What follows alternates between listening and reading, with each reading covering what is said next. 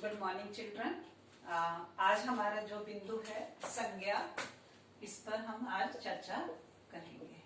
इस पर चर्चा करने से पहले मैं आपको याद करा दूं, हमने पिछली कक्षा में पढ़ा था शब्द विचार। उसमें हमने शब्दों का वर्गीकरण करा था। तो प्रयोग के आधार पर हमारे जब आए थे, प्रयोग के आधार पर जब हमने शब्दों का वर्गीकरण किया था, तो उसमें हमारे आए थे विकारी, जो दो प्रकार से होते हैं, विकारी और अविकारी। ठीक है, ये हमने पढ़ा था। विकारी हमारे 4 प्रकार के होते हैं और अविकारी भी हमारे 4 प्रकार के होते हैं। इसका क्या है डेफिनेशन, इसकी परिभाषा क्या है कि जिसमें लिंग, वचन, काल और आपका कारक, इन 4 इकाइयों से यदि कोई इसमें बदलाव होता है, इसमें कोई परिवर्तन होता है, तो वो होता है, वो कहलाते हैं हमारे विकारी शब्द। ठीक है, और जिनमें लिंग, वचन, काल और कारक के कारण कोई बदलाव ना हो, वो हमारे अविकारी होते हैं। ये हमारे 4 प्रकार के होते हैं। कौन से 4 प्रकार होते हैं हमारे? संज्ञा, सर्वनाम, विशेषण और आपका क्रिया। ठीक है, इन्हीं 4 प्रकारों में आज हमारा जो सबसे पहला बिंदु है संज्ञा, इस पर हम चर्चा करेंगे। ठीक है, संज्ञा को पढ़ाने से पहले या इसकी परिभाषा पर जाने से पहले मैं इसके उच्चारण पर आपको बता देती हूँ कि हम इसका उच्चारण ही रॉन्ग करते हैं। एक्चुअली में क्या है कि ये संज्ञा शब्द हमारा ज और पंचम वर्ण च वर्ण का ये है ना, क्योंकि ये संयुक्त व्यंजन है हमारा, और उसका लेकिन हम इसका उच्चारण क्या करते हैं? हम इसका उच्चारण ये करते हैं, यानी कि आपका ये गया, इसको ऐसे भी हम लिखते हैं, और इसका उच्चारण हमारा क्या होता है? जय, और यही हमारा बनता है संज्ञा। यानी कि वास्तविक में ये हमारा संज्ञा है, यानी कि ज और ज्ञा मिलकर, और लेकिन हम उच्चारण करते हैं ज्ञ। अब आपको एनसीईआरटी बुक में भी आपको इसका प्रचलन भी अब आपको दिखाई देगा। एक्चुअल में वास्तविक में इसका स्वरूप ये है, क्योंकि जब हम संयुक्त व्यंजनों को अलग करते हैं तो हमारा संयुक्त व्यंजन इस तरह से ही अलग होते हैं। ठीक है, ये तो सिर्फ आपकी एक नॉलेज के लिए बता दिया कि हम इसका उच्चारण रॉन्ग करते हैं। अब संज्ञा की परिभाषा बताने से पहले मैं आपको परिभाषा नहीं बताऊंगी, मैं आपको इस परिभाषा को खोल के रखूंगी, जिससे कि आपको पता चल जाएगा कि कौन सी चीजें हमारी संज्ञा है। दुनिया में इस क्या है, इस संसार में बहुत सारी भगवान के द्वारा बनाई हुई चीजें हैं, चाहे वो आपके व्यक्ति हो, सजीव प्राणी हो, चाहे आपके वो निर्जीव प्राणी हो, है ना, चाहे वो गतिशील हैं, चाहे आपके वो स्थिर हैं, चाहे आपके दिखाई देते हैं या आपके दिखाई नहीं देते। तो जो भी इस संसार में, या आप यूं कह लीजिए कि भगवान के द्वारा बनाए हुए इस संसार में जितनी भी चीजें हैं, उन सबको हिंदी व्याकरण में हमने संज्ञा नाम दिया है। क्या नाम दिया है? हमने संज्ञा नाम दिया है। ठीक है, अब आपका चाहे वो आपका उसमें व्यक्ति प्राणी हो सकते हैं, आपकी वस्तुएं हो सकती हैं, स्थान है, जितने भी स्थान हैं, ये सारे कुछ हम इसमें संज्ञा ऐसी होती है जिनको हम महसूस करते हैं, है ना। बात ये हो सकती है कि मान लो मैं एक शहर की बात करूं या एक मैं गांव की बात करूं, तो क्या होता है कि शहर में बहुत सारे लोग रहते हैं, कितनों को हम जानते होंगे, कितनों को हम नहीं जानते होंगे, लेकिन उनका नाम तो है ना, चाहे हम उनको जानते नहीं, है ना, तो वो क्या है, वो हमारे व्यक्तियों के इसमें आ जाएगा, चाहे वो व्यक्ति हो, चाहे वो प्राणी और सजीव हो, है ना, तो वो हमारा व्यक्तियों की उसमें आ जाएगा, पर्सन। और वस्तुएं, और दुनिया में जितनी भी बनी हुई यहाँ पर वस्तुएं हैं संसार में, उनका भी अपना कोई ना कोई नाम होता है। जैसे मैं यहाँ पर कक्षा की ही बात करूं, आपका ये बोर्ड हो गया, आपका ये पेन हो गया, बुक हो गई आपकी, इन सब का कोई ना कोई एक नाम है, कितनी भी वस्तुएं हैं। और आप दूसरा, आप संसार में देख लो, जितनी भी जगह हैं, चाहे हम उन जगहों पर गए भी हों या नहीं गए हों, लेकिन उनका अपना कोई एक नाम है, चाहे हमने उन जगहों को देखा हो या ना देखा हो, तो वो हमारे स्थान के अंतर्गत। और कुछ संज्ञाएं ऐसी हैं जिनको हम देख नहीं सकते, उनको हम फील कर सकते हैं, महसूस कर सकते हैं। कुछ संज्ञाएं वो हमारी भाववाचक के अंतर्गत आते हैं। अब मैंने आपको बता दिया इन चारों के अलावा, इन चारों चीजों के अलावा दुनिया में कुछ और है ही नहीं। यानी कि आपकी सजीव के अंतर्गत व्यक्ति आ गए, जितनी भी आपकी वस्तुएं हैं वो वस्तु आपकी इसके अंतर्गत, जितनी भी आपकी जगह है स्थानों के अंतर्गत आ गए, और जितनी भी आपके महसूस करते हैं जिन चीजों को, आपके भाव क्या है। यही आपकी संज्ञा की डेफिनेशन है। यानी कि क्या परिभाषा हो गई आपकी कि किसी भी व्यक्ति, वस्तु, स्थान व भाव के नाम को हम क्या कहते हैं, संज्ञा कहते हैं। क्लियर है यहाँ पर। अब मैं इसके भेद पर जाने से पहले मैं आपको इसकी संज्ञा के कुछ हम आप किताबों में देखते होंगे, व्याकरण की किताबों में आप देखते होंगे कि कितनों में 5 प्रकार की संज्ञाएं बताई गई हैं, कितनी में व्याकरण की किताबों में आपने देखा होगा कि संज्ञा 3 प्रकार की बताई है। लेकिन 5 और 3 क्यों अलग अलग हैं, इस पर मैं आपको बता देती हूँ कि एक्चुअली में क्या है। संज्ञा के जो मूल रूप होते हैं, मूल प्रकार हैं, वो 2 प्रकार के होते हैं। संज्ञा के जो मूल प्रकार हैं वो 2 प्रकार के होते हैं। ये आपको सबसे पहला आपका इसमें क्या है, यथार्थवाचक, यथार्थवाचक संज्ञा है ना, यथार्थवाचक संज्ञा। और दूसरा आपका है भाववाचक संज्ञा। यानी कि यदि आपसे पूछा जाए कि संज्ञा के मूल रूप से कितने प्रकार होते हैं, तो 2 होते हैं। कौन कौन से, यथार्थवाचक और आपका भाववाचक। ठीक है।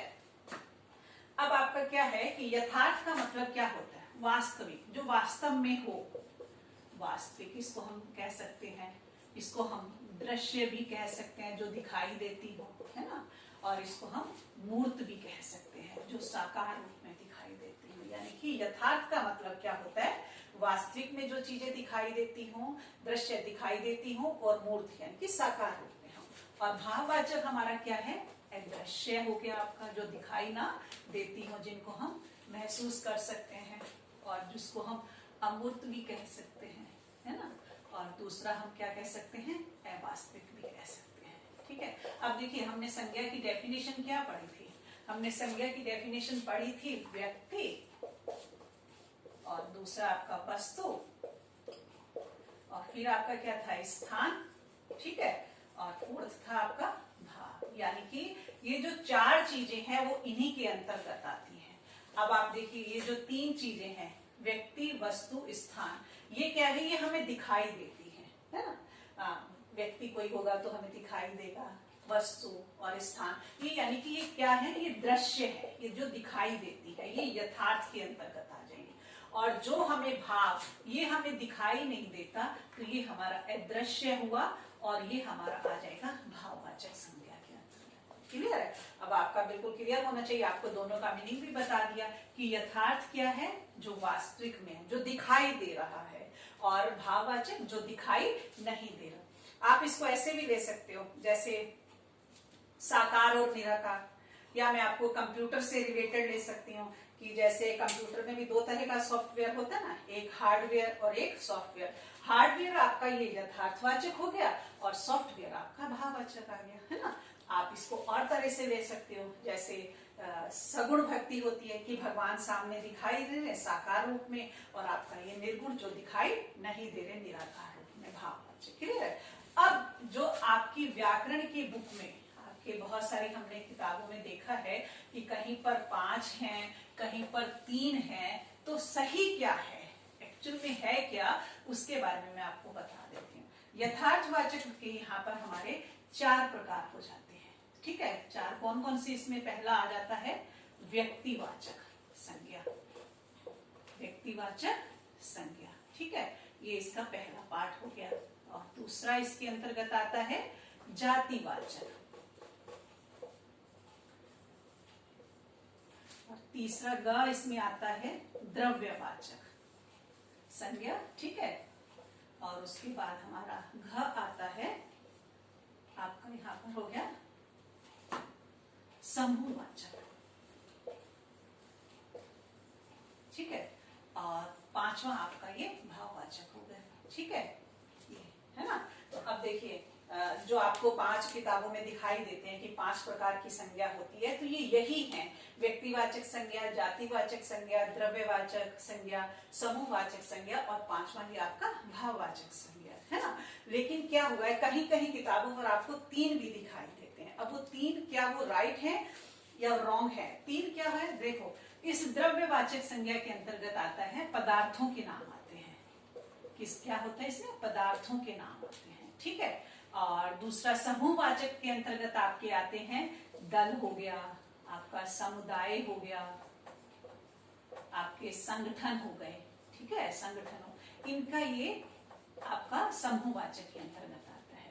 लेकिन क्या हुआ कि जहां पर हमें 3 संज्ञा के प्रकार दिखाई देते हैं, उसके अंतर्गत क्या हुआ कि जो ये हमारा द्रव्यवाचक है और जो ये हमारा समूहवाचक है, ये दोनों हमारे चले गए जातिवाचक के अंतर्गत, ठीक है।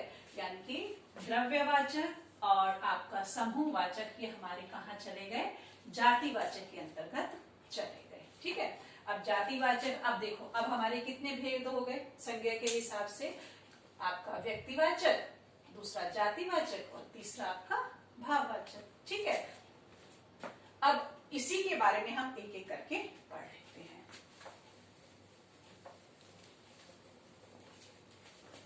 अब हमारे संज्ञा के 3 प्रकार हैं, उस पर हम चर्चा कर लेते हैं। सबसे पहला हमारा आ गया व्यक्तिवाचक संज्ञा,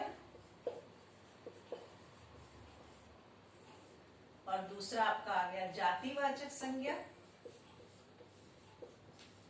और तीसरा आपका भाववाचक संज्ञा, ठीक है।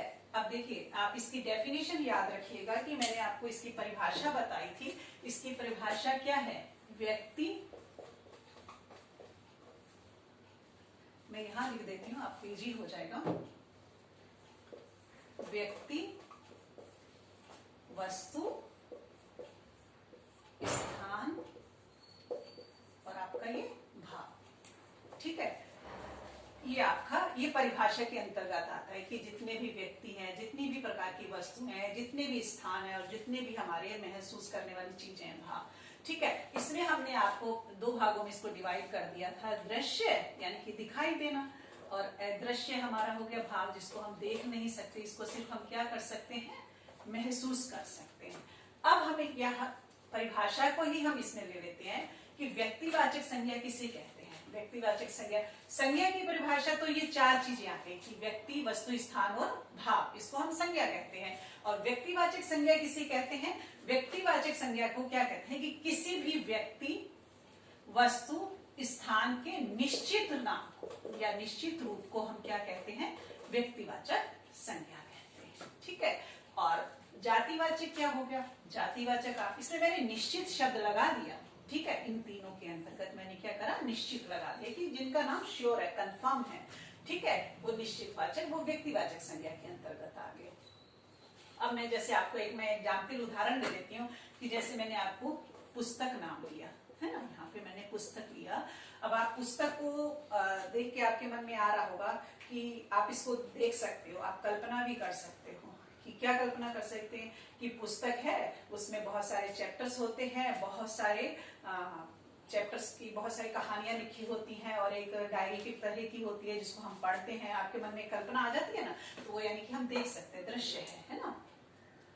अब यही है कि इसका नाम निश्चित है, यानी कि व्यक्ति, वस्तु और स्थान, ये वस्तु के अंतर्गत आ गया। तो निश्चित है कि जिसमें बहुत सारे चैप्टर होते हैं वो हमारी व्यक्तिवाचक, निश्चित है इस वस्तु का नाम, तो व्यक्तिवाचक संज्ञा के अंतर्गत आ गया, ठीक है। अब दूसरा क्या है हमारा? जातिवाचक संज्ञा। जातिवाचक संज्ञा क्या है कि इसमें हमने किसी व्यक्ति, वस्तु या स्थान की जाति का पता चले, वो हमारी जातिवाचक संज्ञा हो गया, है ना। अब भाववाचक क्या है कि इन्हीं इसमें किसी व्यक्ति, वस्तु, स्थान के भाव का पता चले, वो हमारी भाववाचक संज्ञा आ गई, ठीक है। अब हम पहचाने कैसे? बड़ी दिक्कत होती है। अब याद करिए आपको कि जब मैंने आपको बताया, जो हमने संज्ञा के भेद हमने प्रकार करे, उसमें हमने ये जो दोनों हैं हमारे, ये हमारी यथार्थवाचक संज्ञा के अंतर्गत आ जाते हैं। इसके अंतर्गत आते हैं यथार्थवाचक संज्ञा, यानी कि जो वास्तविक है, जो हमें दिखाई देते हैं। और ये संज्ञा हमारी क्या है? ये हमारी भाववाचक यानी कि अदृश्य की उसमें आ जाती है। आप इसको याद रखना, ठीक है। दृश्य और अदृश्य दो शब्द आप इसको मन में रखना, जिससे हमारी सारी संज्ञा हमें पहचानने मिलेगी। एक्चुअली में होता क्या है कि हम क्या करते हैं कि हम किताबों में भी पढ़ते हैं या हम रट लेते हैं कि पर्वतों के नाम आपका क्या है, ये संज्ञा है, व्यक्तिवाचक संज्ञा है, नदियों के नाम, देशों के नाम, लेकिन हम कितना याद रखेंगे, याद रखना मुश्किल हो जाता है कि कितनी बार हम याद ही नहीं रख पाते। लेकिन यदि आपका कॉन्सेप्ट क्लियर होगा तो आपको पहचानने में आसानी हो जाएगी कि किस तरह से है। तो इसलिए दृश्य और अदृश्य ये दो शब्दों का प्रयोग आपके पूरे इनमें तीनों प्रकार की संज्ञा में होगा, ठीक है। कैसे होगा इसको अब मैं आपको बता देती हूँ।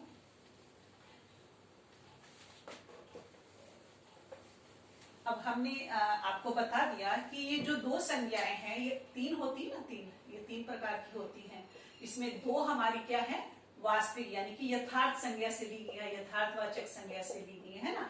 तो लेकिन अब यहाँ पे इसका एक मैं आपको फार्मूला बता देती हूँ, जिससे कि आप पहचान लोगे कि कौन सी संज्ञा है इसमें, ठीक है।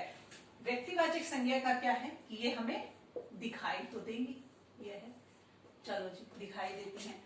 जातिवाचक भी वास्तविक के अंतर्गत आती है, यथार्थ के अंतर्गत आती है, तो ये भी हमें दिखाई देगी, है ना।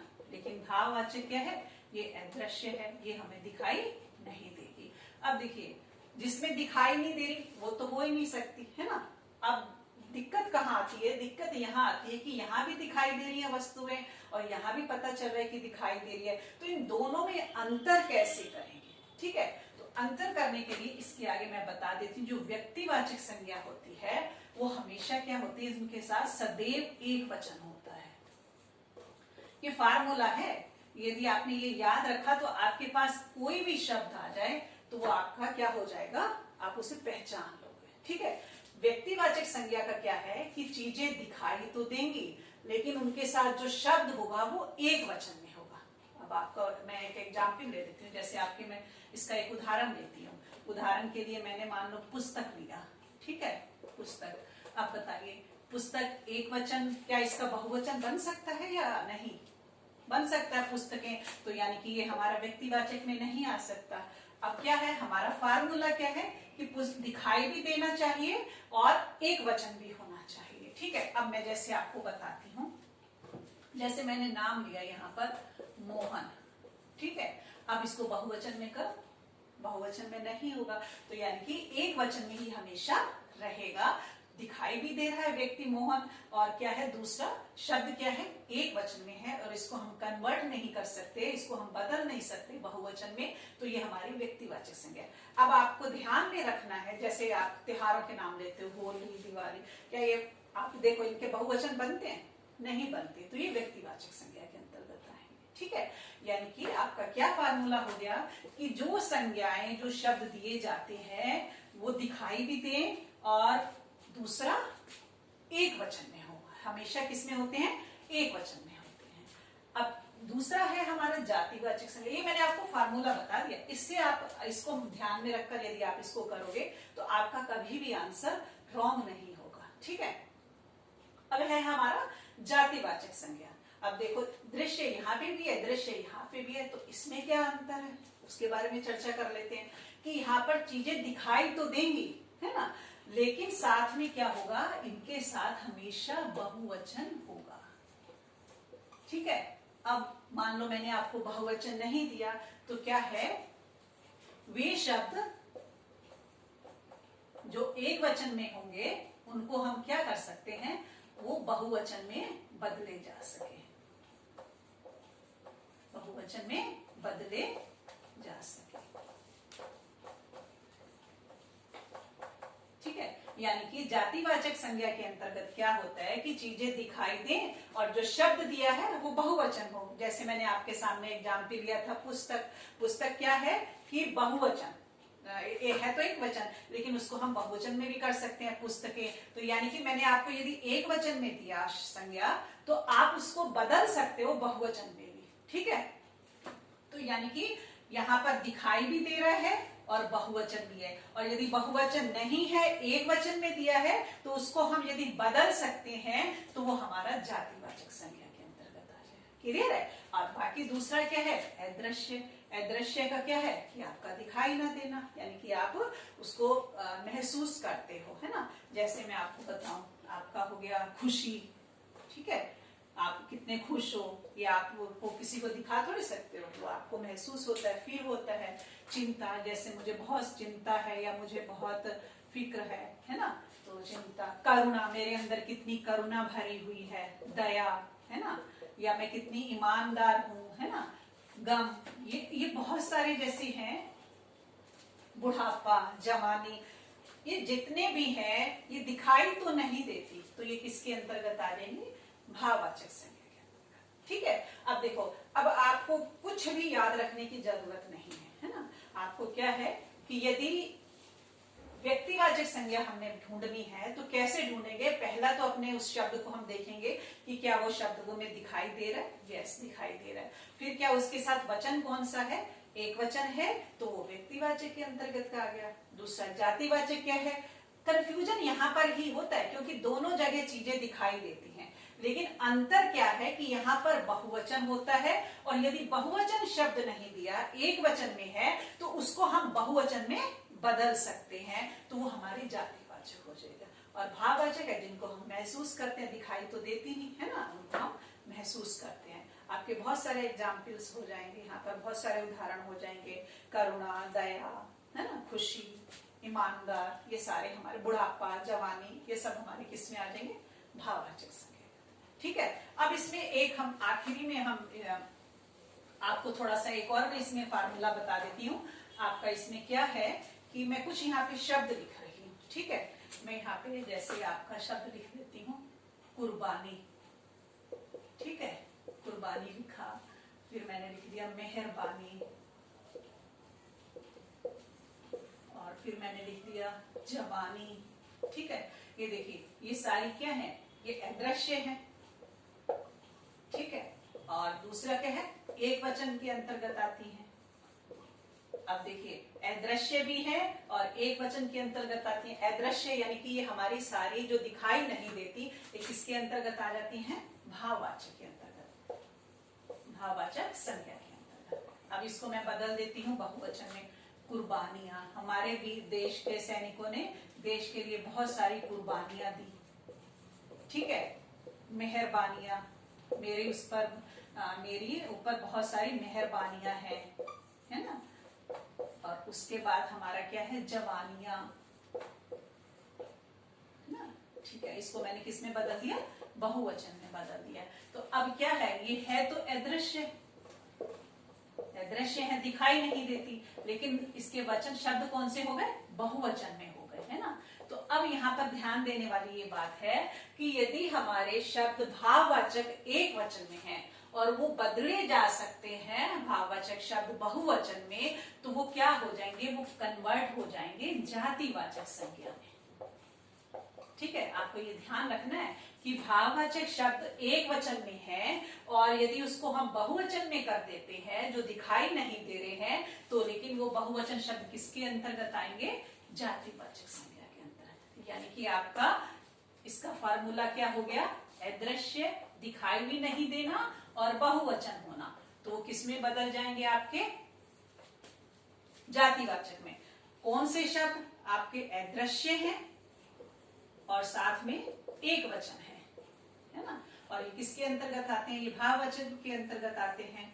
और यदि हम इसको बहुवचन में कर देंगे तो ये हमारा क्या हो जाएगा, जातिवाचक हो जाएगा। ठीक है, तो बस आज का ये संज्ञा का इतना ही है और मुझे उम्मीद है कि आपको अच्छे से आ गया होगा। अगली कक्षा में हम नए टॉपिक के साथ आपके साथ आएंगे।